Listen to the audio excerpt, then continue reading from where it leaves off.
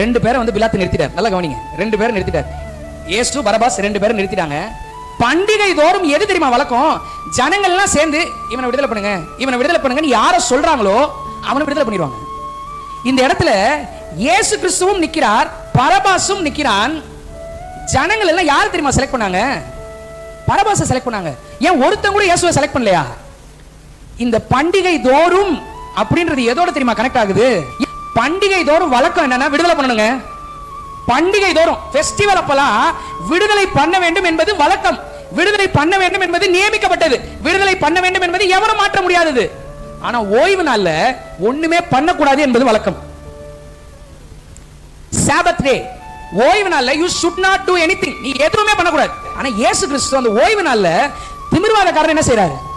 கட்டில எடுத்துட்டு போன்றார், படுக்கை எடுத்துக்கொண்டு நடன்றாரு. அப்புறம் கண்ணு தெரியாத குருடன் வரான், கண்ணு தெரியாத ஒரு பார்வை இல்லாதவர் வரார். வேணுனே யோசிச்சு பாருங்க, வார்த்தையினால உலகத்தை உண்டாக்குனவருங்க.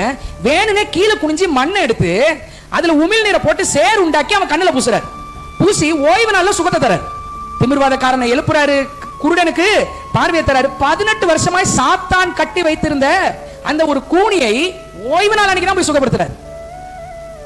இவ்வளவுத்தையும் செஞ்சுறாரு. இதை விட அட்மோஸ்டா நான் எதை தெரியுமா பாக்குறேன்? சாப்பிட்டதுங்க. ஓய்வு நாள் அன்னைக்கு படபடன்னு போய் நம்ம ஆளுங்க சாப்பிட்டாங்க. சாப்பிட்டப்ப போய் சப்போர்ட்டுக்கு நின்னாரு. இவ்வளத்தையும் ஓய்வு நாள் ஓய்வு நாள் ஓய்வு நாள் செய்யக்கூடாத எல்லாத்தையும் ஓய்வு நாளிலே ஜனங்களுடைய நன்மைக்காக செய்தார். ஆனால் ஒருத்தர் கூட இயேசுவை விடுதலை பண்ணுங்க சார், அவர் என் கண்ணை திறந்தார், இயேசுவை விடுதலை பண்ணுங்க சார், அவர் என்னை கட்டில இருந்து நடக்க வச்சார், இயேசுவை விடுதலை பண்ணுங்க சார், எவ்வளவு நல்லது பண்ணாருன்னு ஒருத்தன் கூட அவரை கை நீட்டலங்க. ஏமாற்றத்தின் சின்னமாய் நிறுத்தப்பட்டார்.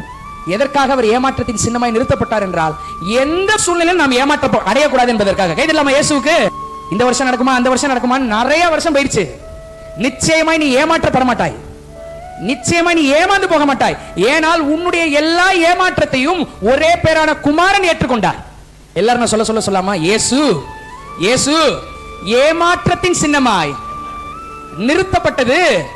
நான் ஒருபோதும் ஏமாற்றம் அடையக்கூடாது என்பதற்காக. கரங்களை தட்டி இயேசுவுக்கு நன்றி செலுத்துவோம். ஹalleluya.